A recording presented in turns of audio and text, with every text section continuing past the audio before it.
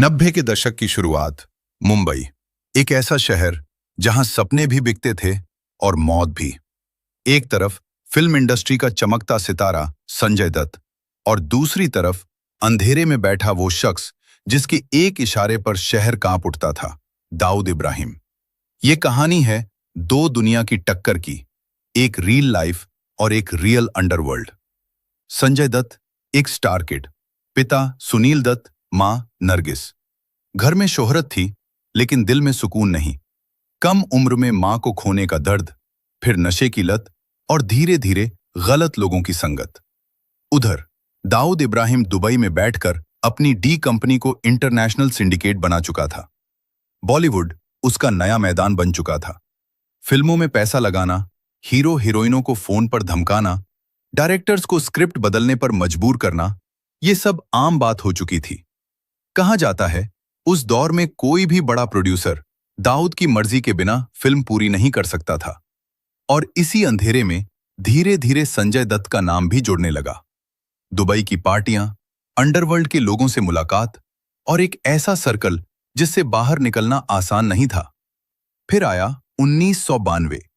बाबरी मस्जिद विध्वंस के बाद पूरा देश दंगों में जल रहा था। मुंबई सबसे ज्यादा सुलग रही थी। हर तरफ डर, हर तरफ शक, हर तरफ नफरत। इसी डर के माहौल में जनवरी 1993 की एक रात संजय दत्त के घर कुछ लोग पहुंचे। उनमें से एक नाम जुड़ा था टाइगर मेमन। उनके साथ लाए गए AK-56 राइफल्स, पिस्तौल और गोला बारूद। कहा गया, हालात खराब हैं, अपने परिवार की सुरक्षा के लिए रख लो।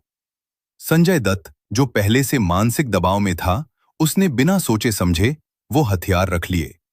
लेकिन उसे नहीं पता था कि ये सिर्फ हथियार नहीं, उसकी जिंदगी का सबसे बड़ा जाल था। 12 मार्च 1993। 1993 मुंबई बम धमाके, एक के बाद एक धमाके। Bombay stock exchange, Air India building, Zaveri Bazaar, पूरा शहर चीख उठा। सैकड़ों लाशें, हजारों घायल और पूरे देश में खौफ। जांच शुरू हुई और धीरे धीरे हर कड़ी जुड़ने लगी। दाऊद इब्राहिम, टाइगर मेमन और पूरा आतंकी नेटवर्क सामने आने लगा। और फिर एक नाम जिसने सबको चौंका दिया, संजय दत्त। अप्रैल 1993। संजय दत्त गिरफ्तार। चार्ज, अवैध हथियार रखना। शक, अंडरवर्ल्ड से कनेक्शन। पूरी फिल्म इंडस्ट्री हिल गई। फैंस को यकीन नहीं हो रहा था। संजय दत्त ने कबूल किया, हां, मैंने हथियार रखे थे, लेकिन मेरा आतंकवाद से कोई लेना देना नहीं। लेकिन कानून भावनाओं से नहीं चलता। उसे जेल भेज दिया गया।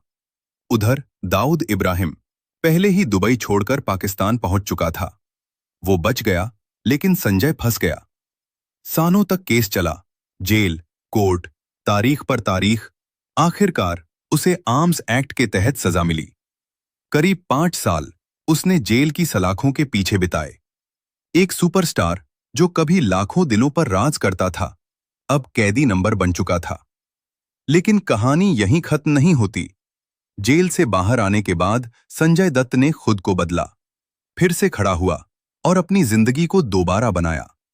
लेकिन उस एक गलती का दाग आज भी उसके नाम के साथ जुड़ा है।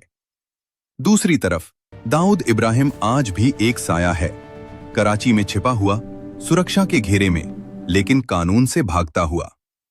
ये कहानी हमें एक बात सिखाती है, अंडरवर्ल्ड की दुनिया कभी किसी की नहीं होती। एक गलत फैसला, एक गलत संगत और पूरी जिंदगी बर्बाद। एक बना भगोड़ा डॉन, दूसरा बना सजा काटता हुआ सुपरस्टार। और मुंबई आज भी उन गोलियों और धमाकों की गूंज को याद करती है, क्योंकि कुछ कहानियां